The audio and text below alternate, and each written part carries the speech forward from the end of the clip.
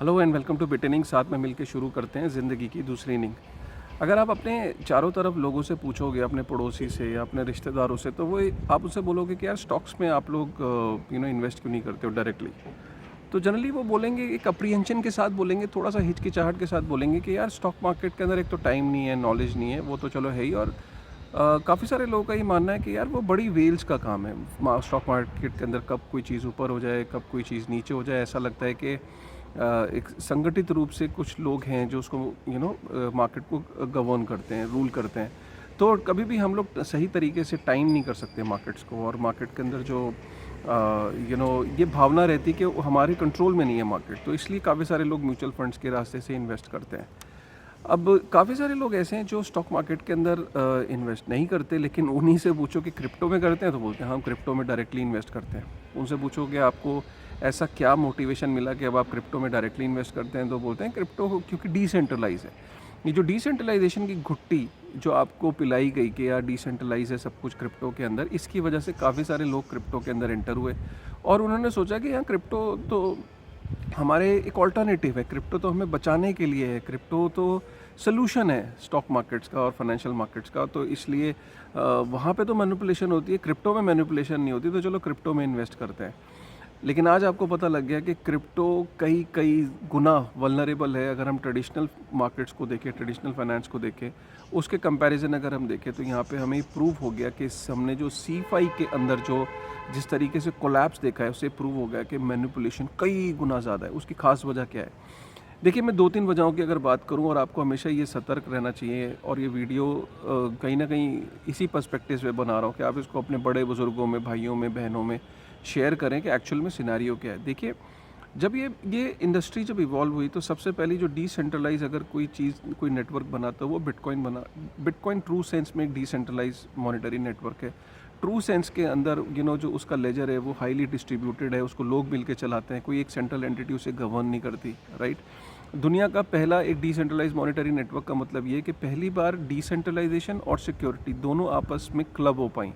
आज से पहले 2008 से पहले कभी ये पॉसिबल नहीं था कि एक डिसेंट्रलाइज मॉनेटरी नेटवर्क को बनाना, कि हमेशा आपको अगर कोई मॉनेटरी वैल्यू को ट्रांसफ़र करना होता था तो आपको एक मिडल मैन की ज़रूरत होती थी। आपको कोई बैंक या कोई इंसान, कोई फाइनेंशियल इंस्टीट्यूशन, किसी एक पर्टिकुलर मिडल मैन की ज़रूरत पड़ती थी अगर आपको एक जगह से दूसरी जगह पे अगर आपको मॉनेटरी वैल्यू ट्रांसफ़र करनी है। एक तरीका तो ये होता था कि आप जाके फिजिकली मिल लो, कैश के अंदर दे दो, कैश जो है वो फाइनल सेटलमेंट है दो लोगों के बीच में। लेकिन अगर कोई आदमी एक लोकेशन पे बेस्ड है और कोई दूसरी कंट्री में बेस्ड है, लोकेशन पे बेस्ड है, फिर कैसे पॉसिबल है ना। तो हमेशा आपको फाइनेंशियल इंस्टीट्यूशंस की ज़रूरत पड़ती थी। 2008 के बाद पहली बार आपको ज़रूरत नहीं पड़ी। और ये सतोशी नाकामोटो का जो ये वाइट पेपर था, जो बिटकॉइन है, ये एक्चुअली में ट्रू सेंस में एक इन्वेंशन है, और ये ट्रू सेंस में डिसेंट्रलाइजेशन है।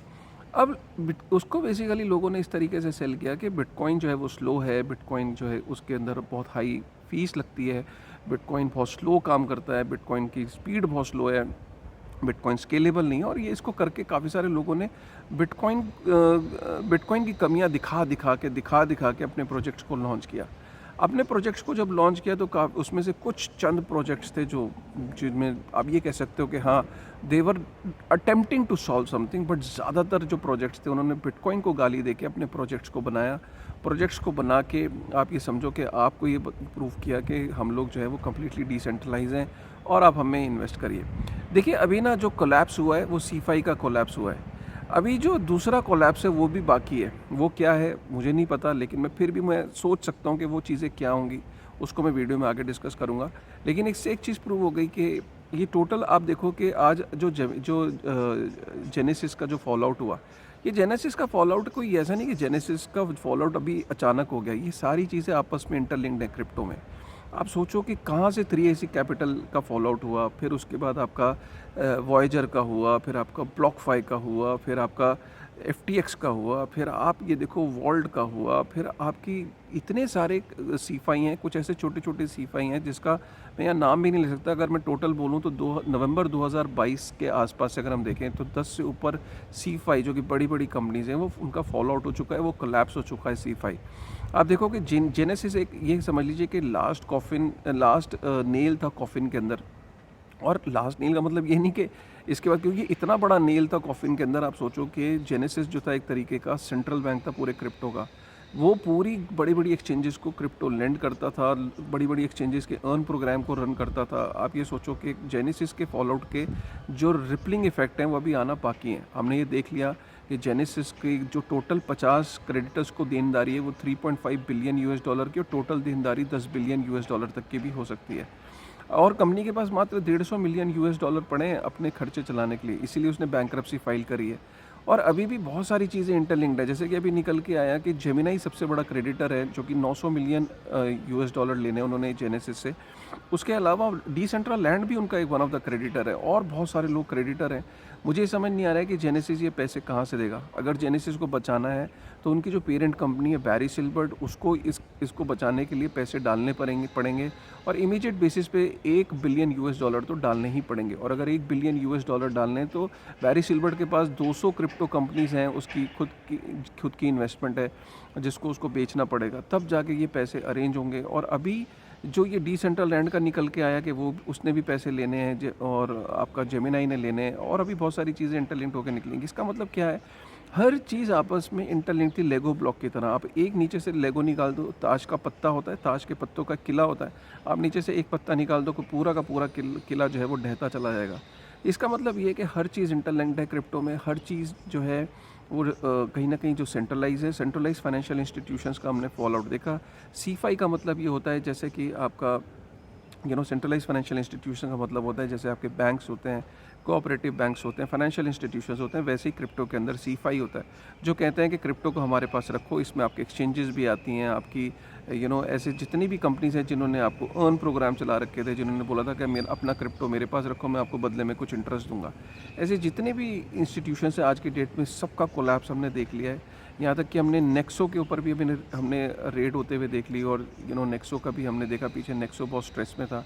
इससे पता लगता है कि सीफाई का फॉल आउट हमने 2022 में देखा। अब 2023 में गोइंग फॉरवर्ड मुझे ऐसा लगता है कि आगे जो एक नेक्स्ट बिग फॉल आउट होगा, जितना भी कचरा है जो वेब3 के अंदर, आप ये सोचो, और ज़्यादातर प्रोजेक्ट्स कचरा ही हैं, जितना भी ये कचरा है, अभी जितने भी लोग जिन्होंने फंडिंग उठा रखी थी, और फंडिंग किन किन लोगों ने कहाँ से लेते थे, वो फंडिंग वो लेते थे 3AC कैपिटल से, जेनेसिस से, बैरी सिल्बर्ट से।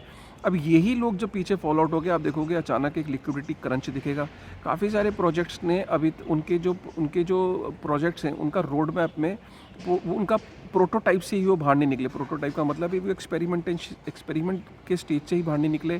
अभी काफ़ी सारे प्रोजेक्ट्स को पैसा और चाहिए होगा, जब वो पैसा मांगने इन लोगों के पास जाएंगे। 3AC कैपिटल एग्जिस्ट नहीं करता, जेनेसिस एग्जिस्ट नहीं करता, बैरी सिल्बर्ट एग्जिस्ट नहीं करता। बड़ी बड़ी एक्सचेंजेस अब प्रोजेक्ट्स में पैसा डालने से घबराएंगे, A16Z पैसा डालने से घबराएगा, सेकोवा पैसे डालने से घबराएगा वेब3 के अंदर। तो काफ़ी सारे प्रोजेक्ट्स को लिक्विडिटी क्रंच होगा, और काफ़ी सारे प्रोजेक्ट्स की आप डेथ देखोगे। ये 2023 के अंदर मुझे ऐसा लगता है कि काफ़ी सारे ऐसे सेंट्रलाइज प्रोजेक्ट जिनके एक्चुअल में कोई यूज़ केस नहीं था, जिन्होंने पैसा रेज़ किया था, जिनकी कोई एक्चुअल यूज़ केस नहीं है, जो एक्सपेरिमेंटेशन से, ऐसे काफ़ी सारे प्रोजेक्ट्स फॉल आउट होंगे। काफ़ी सारे ऐसे टोकन्स हैं जो कोलैप्स करेंगे। काफ़ी सारे ऐसे सेंट्रलाइज क्रिप्टो के अंदर, जो बिटकॉइन के अलावा आप देखो हर चीज़ जो है वो कहीं ना कहीं प्री माइन हुई है। यहाँ तक कि इथेरियम भी प्री माइन हुआ था। प्री माइन का मतलब ये है कि पहले अपने क्रिप्टो लॉन्च करने से पहले अपनी जेब में रखा, अपने फाउंडर्स को एलोकेट किया, उसके बाद उसको मार्केट के अंदर लॉन्च किया। तो बिटकॉइन के अलावा हर चीज़ प्री माइंड है। और काफ़ी सारे जो छोटे छोटे आपको वेब3 के अंदर प्रोजेक्ट्स दिख रहे हैं, इनका कोलैप्स आप 2023 के अंदर देखेंगे। क्यों? सिंपल रीज़न है, अब कोई इंटरेस्टेड नहीं है, किसी के पास पैसा है ही नहीं। बिलियंस में नुकसान हुआ है, बिलियंस में। आज बैरी सिल्बर्ट के पास 1 बिलियन यूएस डॉलर नहीं है जेनेसिस को बचाने के लिए, उसको बाकी बहुत सारी कंपनीज बेचनी पड़ेंगी, हो सकता है कॉइनडेस्क को बेचे अभी। तो इससे पता लगता है कि हर साइकिल के अंदर क्रिप्टो के अंदर कुछ ना कुछ क्लिनजिंग प्रोसेस होगा। अब आपको घबराहट हो रही होगी ना मेरी बात सुन के। अब आप सोच रहे हो कि अरे यार ये क्या कह रहे हैं, तो घबरा रहे हैं, ये तो बड़ी नेगेटिव बात कर रहे हैं। मैं आपको यही हमेशा से बोलता आया हूँ, हम लोग जो है ना, जो साधारण लोग होते हैं, हम लोग जो होते हैं ना, हमारा काटा जाता है, मतलब हमारा ना बेवकूफ़ बनाया जाता है। मैं आप लोगों को ये बताने की कोशिश कर रहा हूँ, अभी पहले ट्रेडिशनल फाइनेंस में आप बेवकूफ़ बनते थे, वहाँ आपके साथ मैनिपुलेशन होती थी। अब आपको क्रिप्टो के अंदर उसके 5 गुना ज़्यादा मैनिपुलेशन हो रही है। आप समझ क्यों नहीं रहे बात को कि आप लोगों का बेवकूफ़ बनाया जाता है। आप लोगों को चीज़ें ऐसे सेल की जाती हैं, इस तरीके से आपको बोला जाता है, इस तरीके से नैरेटिव सेट किए जाते हैं कि आपको लगता है कि यार मैं जो असल चीज़ है उसे छोड़ के मैं उल्टे सीधी चीज़ों में इन्वेस्ट करूं, इधर से उधर भागता रहूं। एंग्जाइटी पाल लूँ, इसके अंदर पैसे लुटा लूँ, बर्बाद हो जाऊँ, तभी आप सीखोगे। अरे यार, उससे पहले आप समझो कि क्रिप्टो के अंदर हर चीज़ जो है वो इंटरलिंक्ड है, सेंट्रलाइज़ है। हर चीज़ के अंदर आप ये समझो कि जो फाउंडर्स हैं वो पहले अपने पॉकेट्स में टोकन डालते हैं, उसके बाद आपको देते हैं, फिर वो प्राइस पंप होता है, फिर वो डंप होता है। हमने बहुत सारे रेप्यूटेड प्रोजेक्ट्स के अंदर देख लिया कि उनके कुछ प्रोग्रेस नहीं हो रही है, बड़ी-बड़ी L1s ऐसी ठप बैठी हुई हैं। आप 2023 में बहुत ही इन्फॉर्म्ड डिसीजंस लेना। मेरा काम है आपको एक सही जानकारी, एक सही एनालिसिस देना। आपको हो सकता है मेरी बातें सुन के थोड़ा स्ट्रेस होता होगा, हो सकता है आपको मेरी बातें सुन के थोड़ा-सा डर लगता होगा, आपको हो सकता है मेरी बातें बुरी भी लगती होंगी, आपको हो सकता है आप मेरे वीडियो देखना भी बंद कर दो, आपको हो सकता है आप कहोगे यार बकवास करता है ये आदमी, मतलब ये हर वक़्त बिटकॉइन की बात करता है। मैं बिटकॉइन की बात नहीं कर रहा हूँ, मैं कह रहा हूँ अगर इस इंडस्ट्री में रहना है, तो आपको अगर इन्वेस्टमेंट के पर्सपेक्टिव से गैम्बलिंग करनी, कुछ भी करो यार, मेरे को कोई फ़र्क नहीं पड़ता। लेकिन अगर आपको रियली में कुछ इन्वेस्टमेंट करनी है, तो मैं आपको ये नहीं कह रहा हूँ, मैंने आपको हमेशा बोला लोन नहीं लेना, मैंने आपको बोला उधारी नहीं पकड़नी, मैंने आपको बोला ज़रूरत के पैसे नहीं लगाने, मैंने आपको बोला इमरजेंसी फ़ंड नहीं लगाना, चाहे वो बिटकॉइन ही क्यों ना हो। बिटकॉइन के अंदर भी अगर आपको डालना है, हर डिप पे अपनी एनालिसिस करो कि यार किसी टाइम में इतना इतना होता था, आज ये 70% डाउन है, क्या मैं अभी थोड़ा डाल सकता हूँ? हाँ, डाल दो। आपको लगता है कि इससे नीचे आ सकता है, स्टडी करो, एनालिसिस करो, वीडियोज़ देखो, सब मार्केट के अंदर न्यूज़ देखो, और आप फिर भी टाइम नहीं कर पाओगे, ये गारंटीड है मेरी।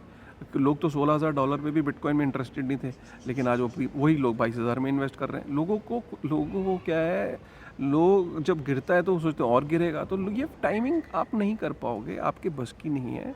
अगर आपको चलना है इस मार्केट पे लंबी अवधि के लिए, तो आप छोटा स्मॉल कदम, अगर आप छोटे कदम अगर आप इसमें बिटकॉइन में इन्वेस्ट करते रहेंगे with time, at every dip, और वो भी बिना किसी उधारी के, बिना किसी स्ट्रेस के, बिना किसी लोन के, मुझे लगता है आप अपनी मंजिल पे बहुत जल्दी पहुंच जाएंगे।